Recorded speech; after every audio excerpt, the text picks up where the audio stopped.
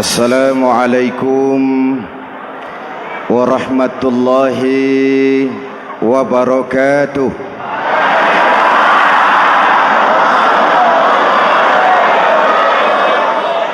Alhamdulillahi rabbil alamin. Wassalatu wassalamu ala asyrafil mursalin Sayyidina wa maulana Muhammadin wa ala alihi wa sahbihi ajmain, amma ba'du.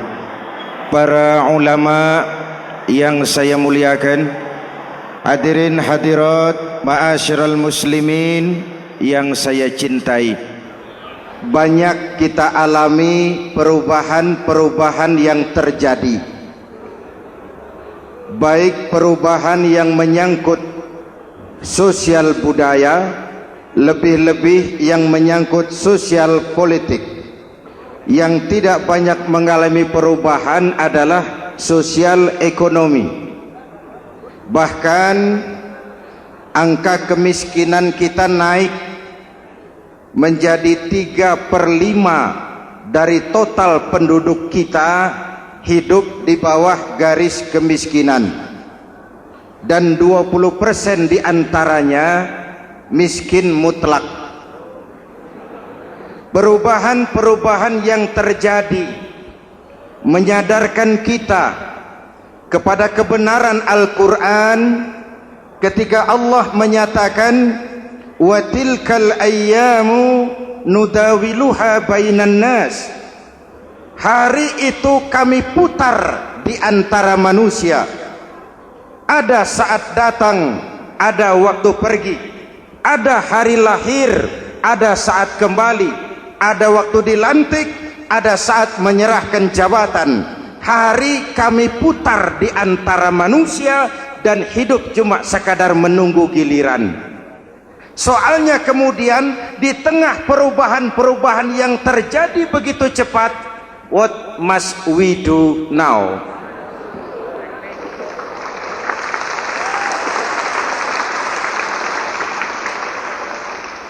Saya juga nggak ngerti itu.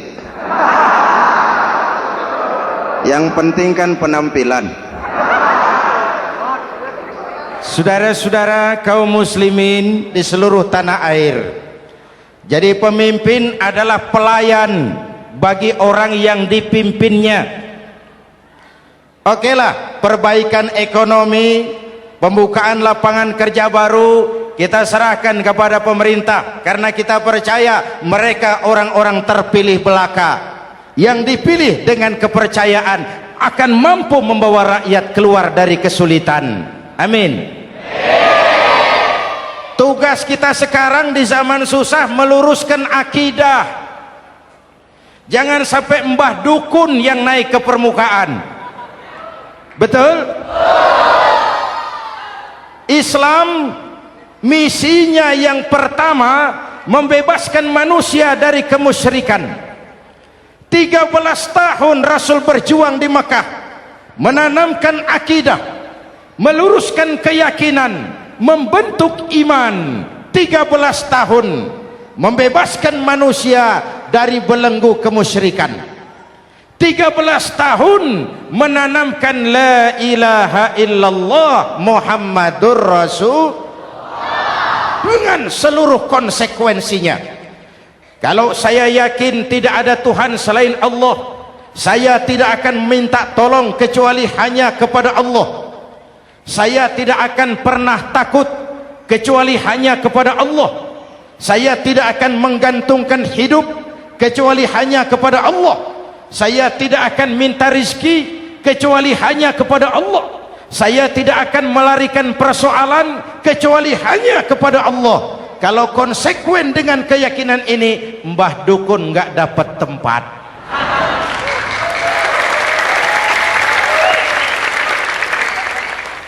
Akur? Ayo lihat secara sederhana. Saya sandaran di tiang, tiangnya ambruk, sayanya jatuh. Saya sandaran di tembok, temboknya runtuh, saya juga runtuh. Saya sandaran kepada orang kaya, dia jatuh miskin, saya bangkrut. Saya sandaran kepada jenderal, dia pensiun, saya selesai. Tapi kalau saya sandaran hanya kepada Allah, Allah tidak akan pernah miskin, Allah tidak akan pernah lumpuh, Allah tidak akan pernah terpuruk, dan Allah tidak akan pernah berkurang kekuasaannya.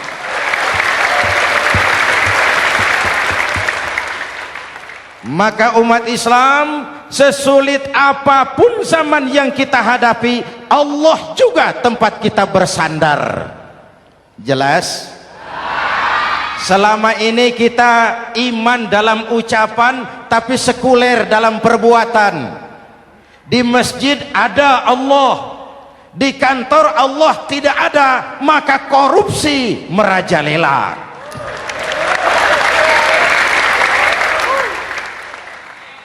Di masjid ada Allah, di pasar Allah tidak ada, maka timbangan tetap curang. Kita iman dalam ucapan, tapi sekuler dalam perbuatan. Oleh karena itu, sesulit apapun zaman yang kita hadapi, iman jugalah pegangan kita, Allah juga tempat kita bersandar. Boleh zaman berubah, akidah jangan sampai goyah.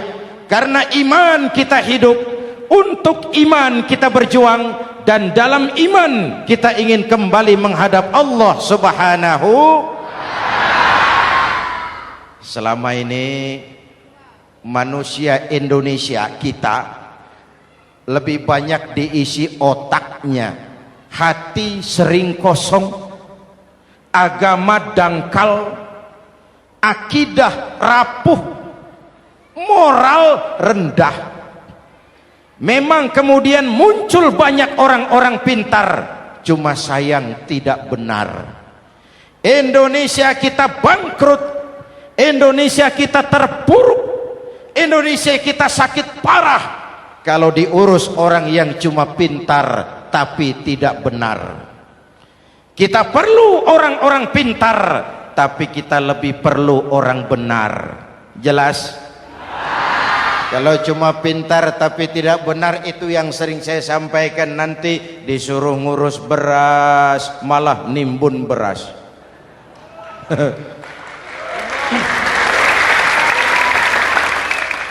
Disuruh ngurus laut malah jadi bajak laut. Disuruh ngurus hutan rame-rame jadi orang hutan. Jutaan hektar hutan Indonesia kita ini merupakan kekayaan sumber daya alam kita yang harus digunakan bagi sebesar-besar kemaslahatan rakyat. Yang disuruh ngurus hukum malah bikin hukum seperti pisau, tajam ke bawah, tumpul ke atas. Jangan heran lalu di masyarakat muncul street justice, pengadilan jalanan, sebagai refleksi dari ketidakpuasan melihat sikap hukum yang sangat berpihak. Kalau yang kecil salah, hukum cepat-cepat ditegakkan.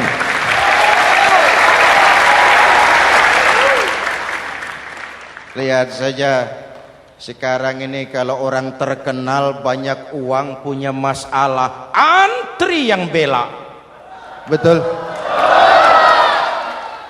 Tapi saudara lihat si Marsinah di Jawa Timur, si Sengkon dan Karta di Jawa Barat, si Udin Bernas wartawan Jogja, terseok-seok mencari keadilan, sampai hari ini urusannya masih remeng-remeng.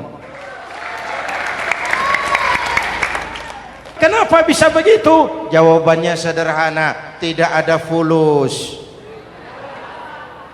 Ada fulus mulus, tidak ada fulus manfus.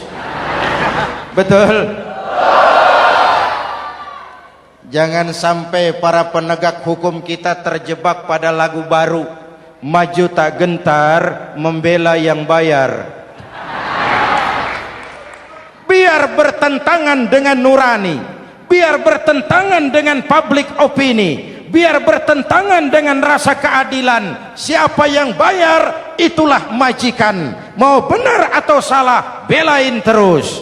Kalau seperti inilah hukum kita, mafioso keadilan akan tetap gentayangan. Hadirin yang saya hormati, 13 tahun beliau berjuang di Mekah meluruskan keyakinan, memantapkan akidah, meneguhkan iman. Dari situ segalanya dimulai dan ke situ segalanya akan menuju. Intan paling mahal, mutiara paling berharga, tidak lain adalah nilai-nilai keimanan.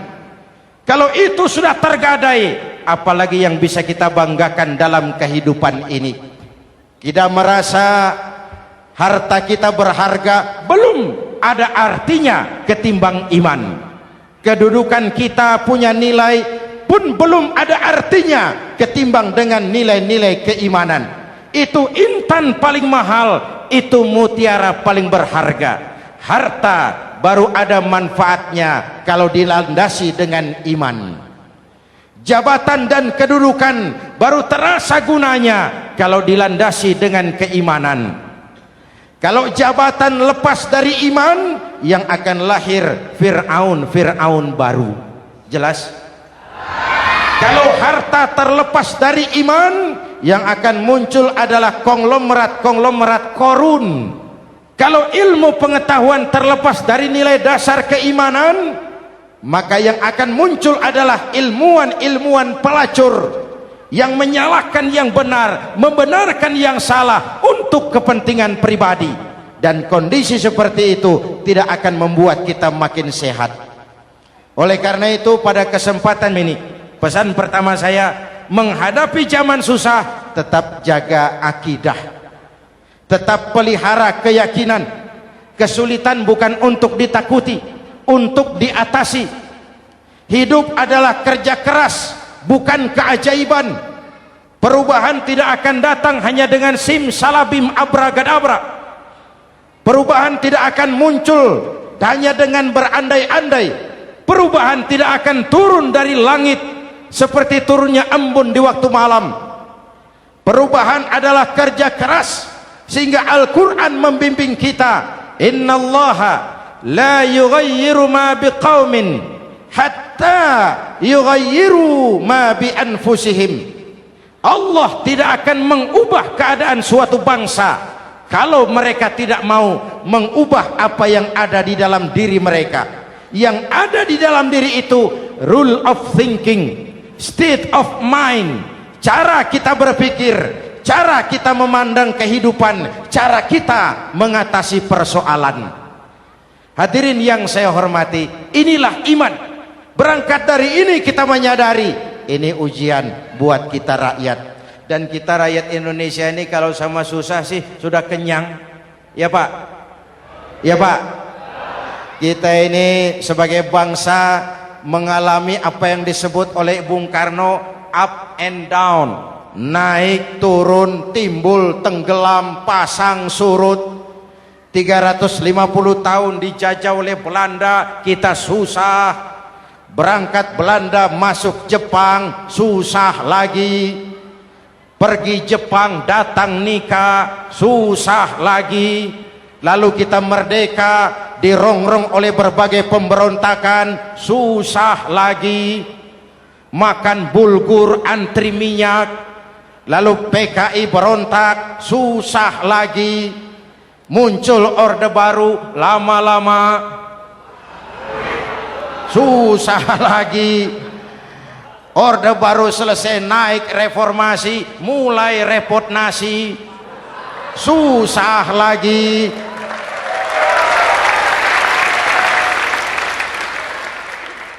Kalau susah kita ini sudah akrab, sudah intim. Mestinya kalau sudah susah seperti itu, jangan salah sikap menyikapi kesusahan. Jangan sampai kita potong kompas, ambil jalan pintas, terjebak menghalalkan segala cara. Itu tidak akan menguntungkan, itu tidak akan menyelesaikan. Kalaupun selesai, nampaknya penyelesaian sesaat, dan penyelesaian sesaat bukan penyelesaian yang sebenarnya. Karena itu tetaplah dalam koridor keimanan. Boleh zaman berubah, akidah jangan sampai goyah. Silahkan masa berganti, tapi keyakinan jangan mati. Sekali la ilaha illallah sampai tetes darah paling penghabisan, tetap la ilaha illallah. Sanggup? 3 orang. Sanggup? 21. Sanggup? Kalau sanggup kita harus konsekuen. Saudara-saudara di seluruh tanah air, misi yang kedua dari Islam setelah membebaskan manusia dari kemusyrikan, membebaskan manusia dari ras diskriminasi, mengikat manusia dengan tali akidah. Sebelum Islam datang, manusia dibedakan oleh warna kulit, manusia dibedakan oleh faktor keturunan, manusia dibedakan oleh faktor harta dan benda. Adalah Rasul yang mengajarkan, innallaha la yanzuru ila suwarikum wala ila amwalikum walakin yanzuru ila qulubikum wa a'malikum. Allah tidak melihat potonganmu, Allah tidak melihat hartamu. Yang Allah lihat itu adalah hatimu dan amal perbuatanmu. Jauh sebelum Amerika teriak-teriak membanggakan apa yang mereka sebut sebagai Declaration of Independence, Nabi sudah mengajarkan kepada kita semua, An-nas kulluhum li Adam wa Adam min turab la fadla li Arabiyyin ala ujamiyyin illa bittaqwa. Seluruh manusia berasal dari Adam. Adam diciptakan dari tanah. Tidak ada kelebihan Arab dengan yang bukan Arab kecuali takwanya. Jauh sebelum Amerika mencanangkan bahwa semua manusia dilahirkan sama, that all men are created equal. Jauh sebelum itu Islam sudah membebaskan manusia dari ras diskriminasi. Apa dalam konteks kekinian menghadapi zaman susah tetap jaga kerukunan? Ya Pak, ya Bu, oi Bu. Menghadapi zaman susah tetap jaga kerukunan, baik antar umat seagama, antar umat beragama, maupun antar umat beragama dengan pemerintah. Menjaga kerukunan, jangan saling sikat sikut di antara kita. Sebab kalau sudah rukun, saya ajak berhitung, 1 ditambah 1 sama dengan, itu matematika namanya, hasilnya pasti. Tapi angka sosial hasilnya aneh. Saya ubah jadi angka sosial. Ayo kita berhitung lagi.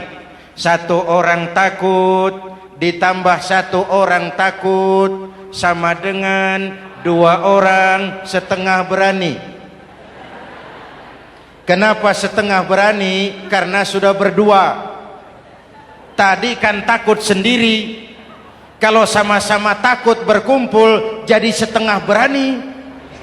Kalau ditambah 1 orang takut lagi, 1 orang takut ditambah 1 orang takut ditambah 1 orang takut sama dengan 3 orang berani. Kenapa jadi berani? Karena sudah bertiga.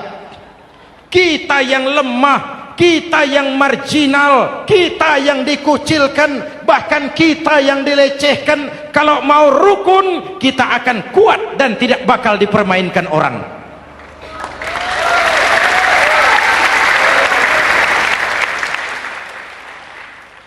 Tapi kalau rukunnya yang satu mau menikam yang lain, saya ajak berhitung lagi.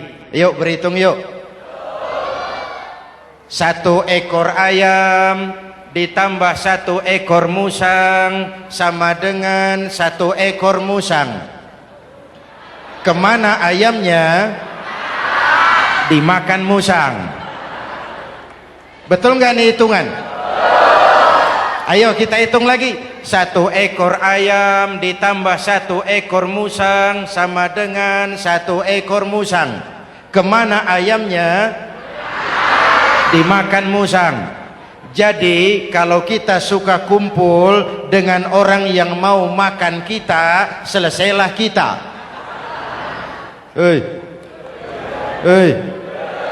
Maka kalau merasa kita ini ayam, yuk kumpul sama-sama ayam, pulang ke kandang ayam. Kalau ada ayam kumpul ke kandang musang, itu namanya ayam minum baygon. Jelas? Menjaga kerukunan. Pertama, antar umat seagama, sesama muslim harus saling menjaga, harus saling memelihara. Baik dia muslim yang jadi kapolri, baik dia muslim yang jadi kasat, baik dia muslim yang jadi pengusaha, baik dia muslim yang jadi petani, nelayan, guru, semua komit menjaga semangat kebersamaan, rukun antar umat seagama. Jelas? Jelas?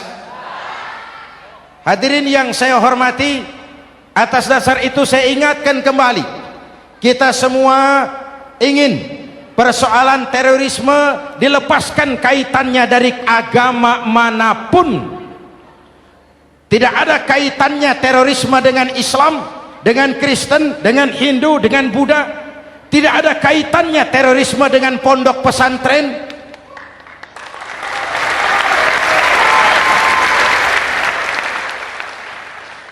Jangan sampai pesantren jadi kambing hitam. Karena sejak zaman penjajahan, pesantren sudah terbukti memberikan kontribusi bagi perjuangan memerdekakan rakyat Indonesia.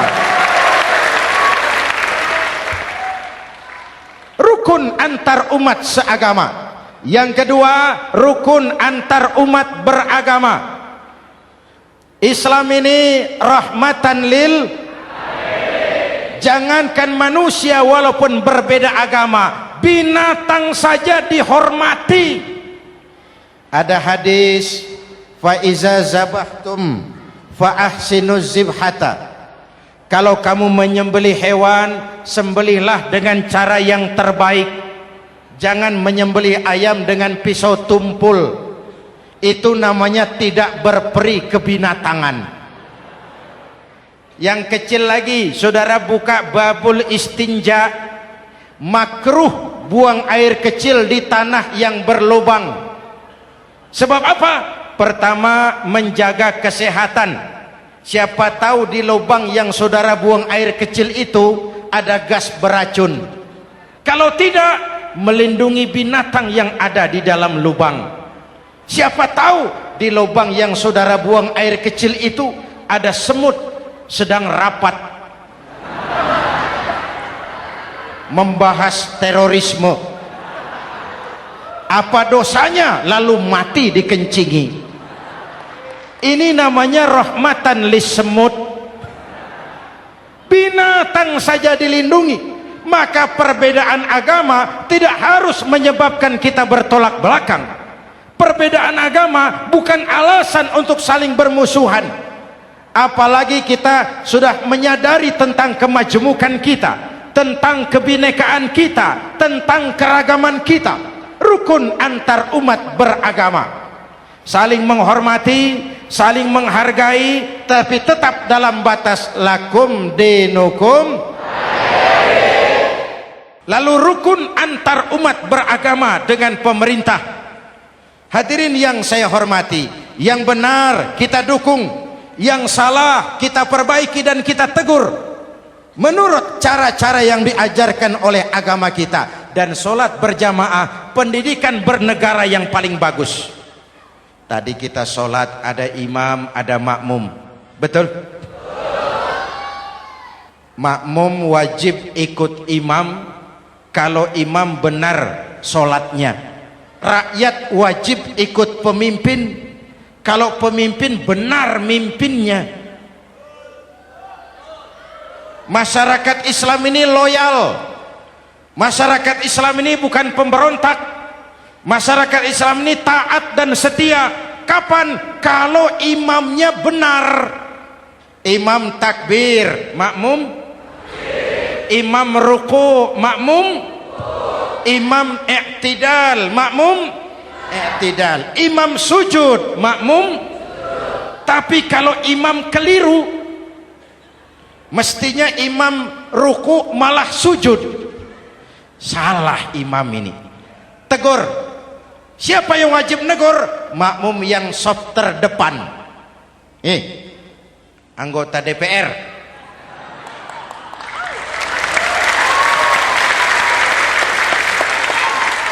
Ini wakil-wakil makmum ini, saf di depan ini. Kalau imam keliru, mereka paling tahu.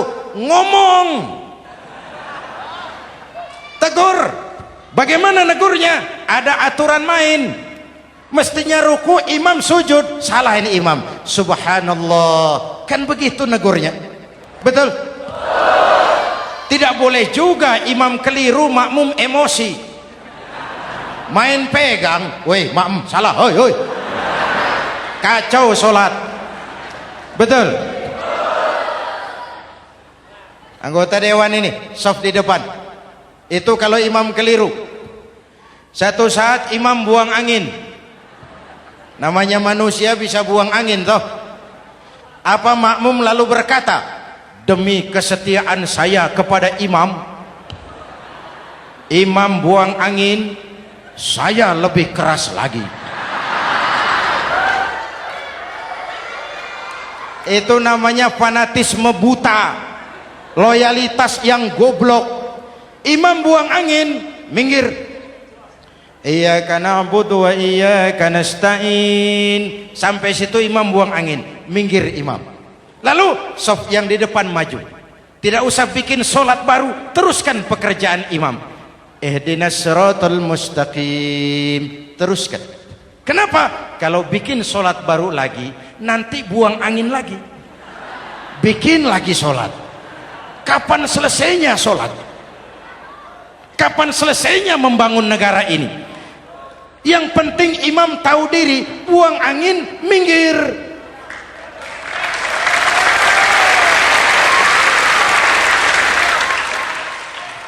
Ini kacaunya solat berjamaah kita sekarang.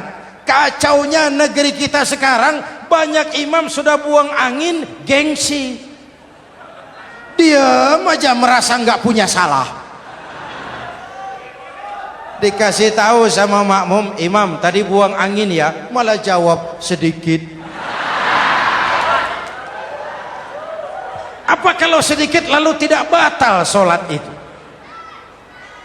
Mekanisme kehidupan sosial yang diatur lewat tuntunan solat berjamaah, sehingga Nabi berpesan, kun imaman muta'an au ma'muman muti'an fala takun thalisan jazu'a.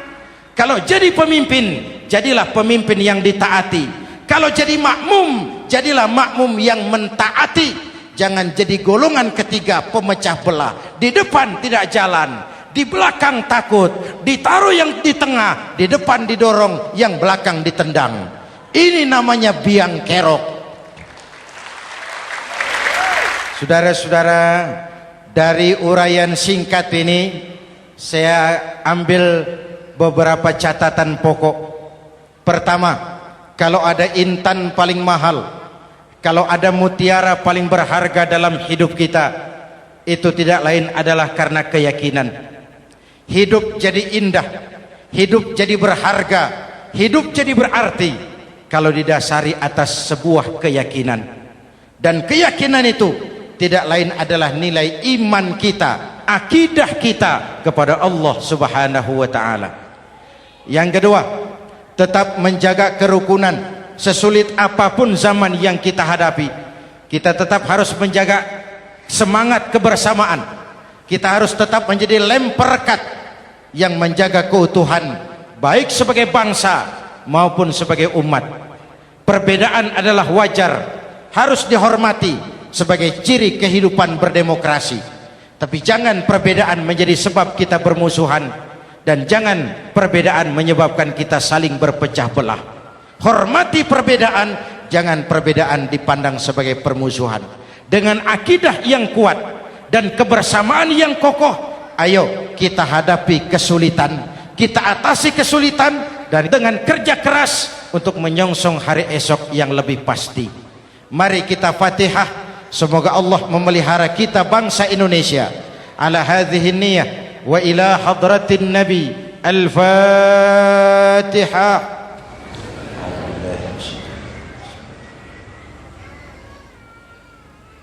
Iyyaka na'budu wa iyyaka nasta'in. Ihdinas siratal mustaqim. Siratal ladzina an'amta 'alaihim. Bismillahirrahmanirrahim. Amin. Alhamdulillahi rabbil alamin. Allahumma salli wa sallim mubarak ala sayyidina Muhammadin wa ala alihi wa sahbihi ajma'in. Allahumma rabbana taqabbal minna salatana wa siyamana wa qiyamana wa takhashu'ana wa ta'abbudana wa tammim taksirana ya arhamar rahimin. Allahumma aslih man fi salahihi salahul muslimin. Allahumma ahlik man fi halakihi salahul muslimin. Allahumma rabbana la tu'akhizna in nasina aw akhtana. Rabbana wa la tahmil alaina isran kama hamaltahu ala alladhina min qablina. Rabbana wa la tuhammilna ma la taqata lana bih wa'fu 'anna waghfir lana warhamna anta maulana fansurna 'alal qaumil kafirin. Allahumma ij'alna minas su'ada'il maqbulin wa la taj'alna minal ashqiya'il mardudin. Afdalu ma qultuhu ana wan nabiyyuna min qabli. La ilaha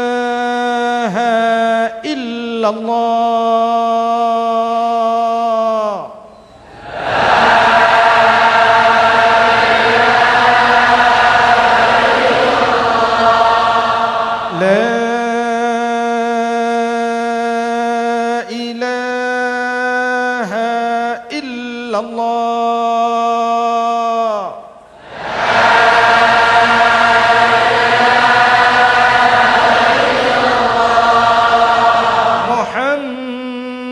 Muhammadur Rasulullah.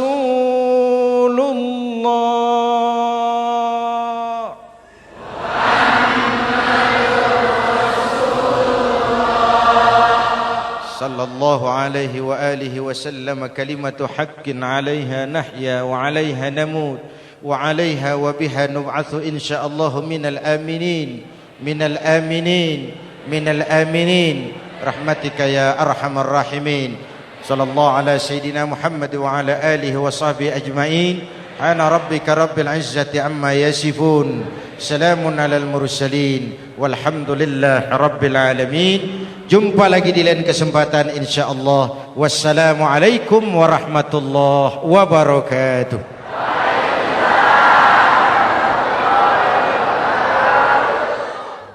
Ya Allah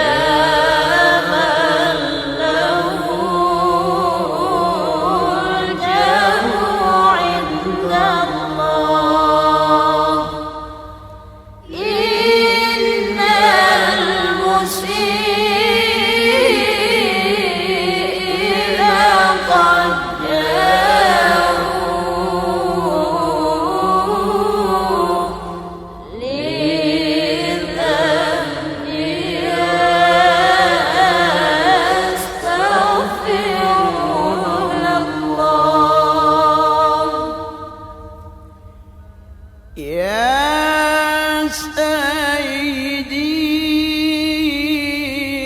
يا رسول الله يا من له الجاه عند الله يا سيدي يا رسول الله يا من له الجاه عند الله إن المسيئين قد جاءوا لذنبي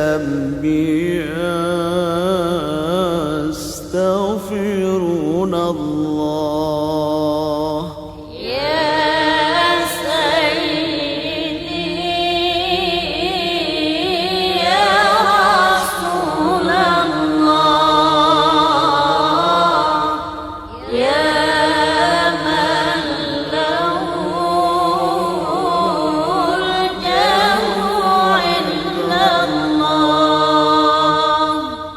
يا سيدي يا رسول الله يا من له الجاه عند الله إن المسيئين قد جاءوا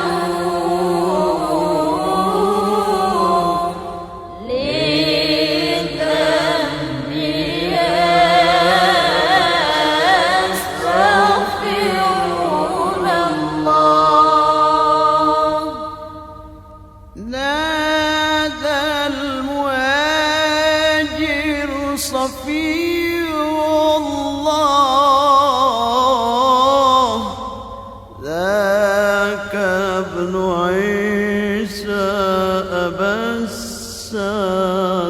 السادات نادى المهاجر صفي الله ذاك ابن عيسى بالسادات ثم المقدم ولي الله غوث الورى قدوات القادات يا سيدي يا رسول الله يا من له الجاه عند الله يا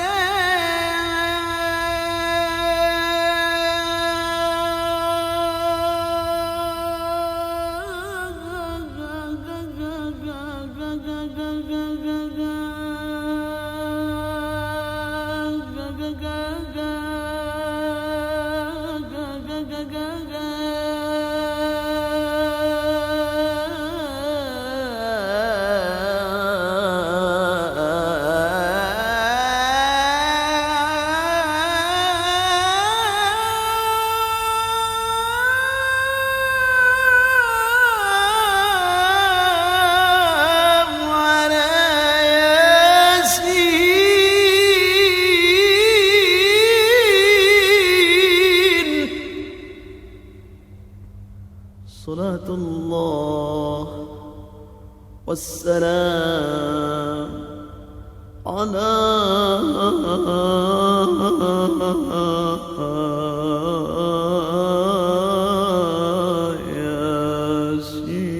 ياسين يا سيدي يا رسول الله يا من له الجاه عند الله يا سيدي يا رسول الله يا من له الجاه عند الله إن المسيئين قد جاءوا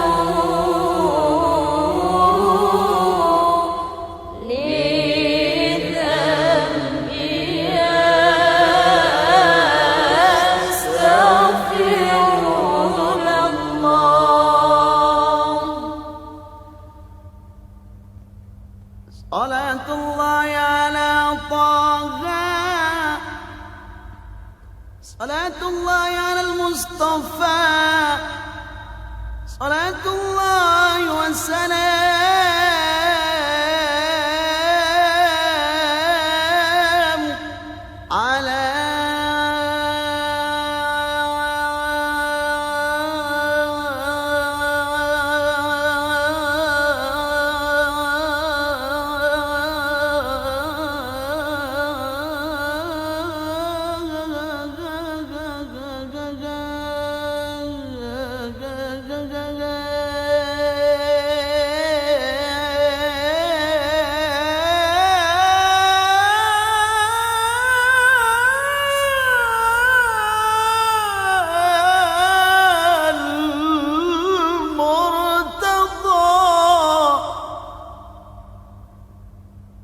صلاة الله والسلام على نور